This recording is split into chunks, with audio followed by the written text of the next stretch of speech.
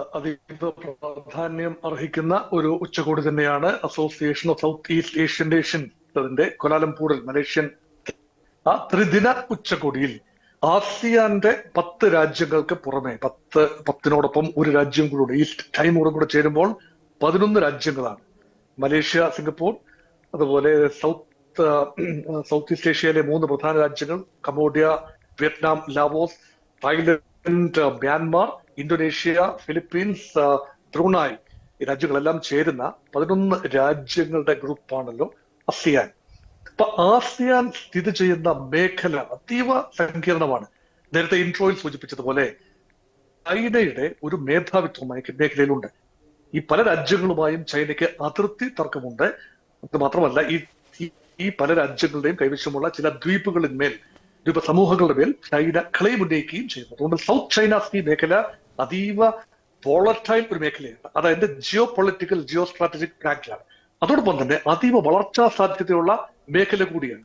അതുകൊണ്ടാണ് ASEAN രാജ്യങ്ങൾ അതിന്റെ ഡയലോഗ് പാർട്ടി വിവിധ രാജ്യങ്ങളെ സമ്മേളനങ്ങൾ ക്ഷണിക്കാറുണ്ട്. ASEAN ഉച്ചകോടി എവിടെയെല്ലാം നടക്കുന്നു അവിടെയെല്ലാം തന്നെ അമേരിക്കയും ജപ്പാനെയും ചൈനയും ഇന്ത്യയും ഒക്കെ ക്ഷണിക്കാം. ഓസ്ട്രേലിയ, ന്യൂസിലൻഡ് ഈ രാജ്യങ്ങളെ ഒക്കെ ക്ഷണിക്കാറുണ്ട്. അതുകൊണ്ട് ഒരു മിനി ലോക ഉച്ചകോടി, പ്രത്യേകിച്ച് പാശ്ചാത്യ ലോകത്തിന് പൗരസ്ത്യ പ്രദേശത്തെ അല്ലെങ്കിൽ സൗത്ത് ഈസ്റ്റ് ഏഷ്യയിൽ വരാനുള്ള ഒരു പ്രധാന വാണിജ്യ അവസരം, ഒരു തന്ത്രപരമായ അവസരം എന്ന നിലയിൽ കൂടിയാണ് ASEAN ഉച്ചകോടിയെ പൊതുവെ കാണുന്നത്.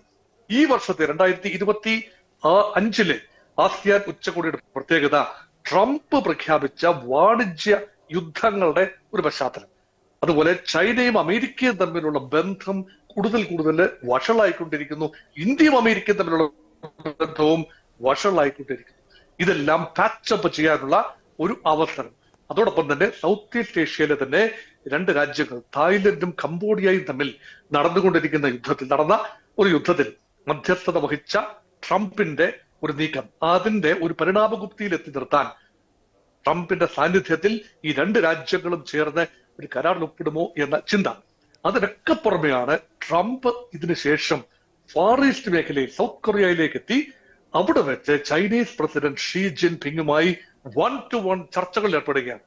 ഇവിടെ നോക്കൂ, ചൈന അമേരിക്ക വ്യാപാര ബന്ധങ്ങൾ അമേരിക്കയുടെ ഏറ്റവും വലിയ അവസരം $295 ബില്യൺ വ്യാപാര കമ്മിയാണ് സൈനോ അമേരിക്കൻ ട്രേഡിൽ അമേരിക്ക അനുഭവിക്കുന്നത്. അതെങ്ങനെയും കുറച്ചു കൊണ്ടുവരാനുള്ള തത്രപ്പാടിലാണ് അമേരിക്ക. അതുകൊണ്ട് ചൈനയെ വിരട്ടിക്കാരും സാധ്യമാക്കാൻ പറ്റില്ലായിരിക്കാം. അതുകൊണ്ടാണ് ഇപ്പോൾ ചൈന തിരിഞ്ഞു നിൽക്കുന്നു എന്ന ഒരു ചിന്തയുണ്ട്.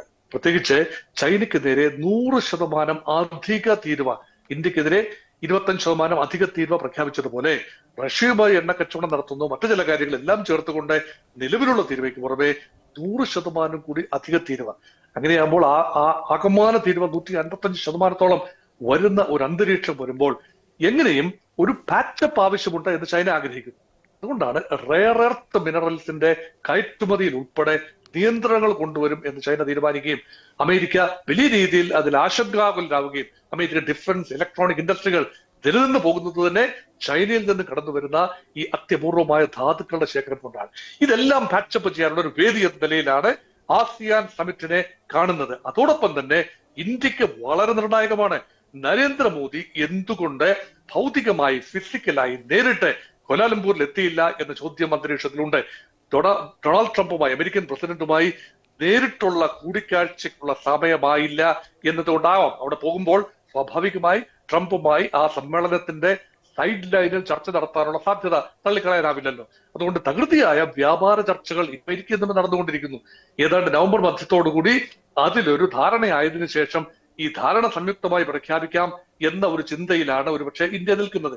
അതുകൊണ്ട് ഒന്നും വിട്ടു പറയുന്നില്ല ഇന്ത്യയുടെ വിദേശകാര്യ മന്ത്രാലയമാകട്ടെ, പ്രധാനമന്ത്രിയുടെ ഓഫീസാകട്ടെ, അമേരിക്കയുമായി ഇപ്പോൾ നടന്നുകൊണ്ടിരിക്കുന്ന ചർച്ചയെക്കുറിച്ച് ഒന്നും വിട്ടു പറയുന്നില്ല. അതേസമയം എപ്പോഴെല്ലാം ടെലിഫോണിലെങ്കിലും നരേന്ദ്രമോദിയും ഡൊണാൾഡ് ട്രംപും സംസാരിക്കുമ്പോൾ എല്ലാം തന്നെ ഡൊണാൾഡ് ട്രംപ് വലിയ ക്ലെയിമുകളുമായി വരികയാണ്. പാകിസ്ഥാൻ ഇന്ത്യ യുദ്ധം, ഓപ്പറേഷൻ സിന്ദൂർ നിർത്തിവെച്ചത് തന്റെ ഇടപെടലാണ് എന്ന് പറയുന്നു. ഇന്ത്യ അത് അംഗീകരിച്ചിട്ടില്ല. അതുപോലെ റഷ്യയിൽ നിന്നും ഭാരതം എണ്ണ വാങ്ങുന്നത് ഘട്ടം ഘട്ടമായി കുറച്ചുകൊണ്ടുവന്ന് ആത്യന്തികമായി അത് ചെയ്യും എന്ന് അമേരിക്കൻ പ്രസിഡന്റാണ് പറയുന്നത്. ദീപാവലി ദിനം ഇന്ത്യൻ പ്രധാനമന്ത്രിയും അമേരിക്കൻ പ്രസിഡന്റും തമ്മിൽ നടത്തിയ ടെലിഫോൺ സംഭാഷണത്തിന്റെ ചുവട് പിടിച്ച് ട്രംപിന്റെ ഭാഗത്തു നിന്ന് വരുന്ന ഏകപക്ഷീയമായ ക്ലെയിമാണ്. ഇങ്ങനെ കൂടുതൽ ക്ലെയിം ഒന്നും ഉണ്ടാകണ്ട എന്ന ധാരണയിലാവാം ഒരുപക്ഷെ നേരിട്ടുള്ള സമാഗമം കൂടി വരവ് നരേന്ദ്രമോദി ഉപേക്ഷിച്ചത്. പക്ഷെ ഓൺലൈനായി നരേന്ദ്രമോദി ആ സമ്മേളനത്തെ അഭിസംബോധന ചെയ്യുകയും വ്യാപാര ബന്ധത്തിന് ഉപരിയായ സാംസ്കാരിക ദൃഢത, സാംസ്കാരിക കൊടുക്കൽ വാങ്ങൽ, അതിന്റെ പ്രത്യേകത, പ്രത്യേകിച്ചും ഇന്ത്യയുടെ ലുക്ക് ഈസ്റ്റ് പോളിസിയുടെ കിഴക്കോട്ട് നോക്കൽ നയത്തിന്റെ ഒരു പശ്ചാത്തലത്തിൽ ഇതെല്ലാം പ്രധാനപ്പെട്ട ഒരു കാര്യമായി നരേന്ദ്രമോദി അവതരിപ്പിച്ചു. അതോടൊപ്പം തന്നെ വളർന്നു വരുന്ന ആഗോള ഭീകരതയ്ക്കെതിരെ സൗത്ത് ഈസ്റ്റ് ഏഷ്യൻ രാജ്യങ്ങൾ ഉൾപ്പെടെ ഒരുമിച്ച് നിൽക്കേണ്ടതിന്റെ ആവശ്യകതയും മോദി ഒരു ആഹ്വാനം എന്ന രീതിയിൽ പറയുന്ന കാഴ്ച കണ്ടു. അതുകൊണ്ട് എന്ത് പറഞ്ഞാലും ജിയോ പൊളിറ്റിക്കൽ ആംഗിൾ നോക്കിയാലും ട്രേഡ് ഇക്കോണമി ആംഗിൾ നോക്കിയാലും ഗ്ലോബൽ സമവാക്യങ്ങളുടെ ആംഗിൾ നോക്കിയാലും എല്ലാം തന്നെ സൗത്ത് ഈസ്റ്റ് ഏഷ്യ ഉച്ചകോടി, ആസിയാൻ ഉച്ചകോടി വളരെ പ്രാധാന്യം അർഹിക്കുന്നു എന്ന് നിസ്സംശയം പറയാം.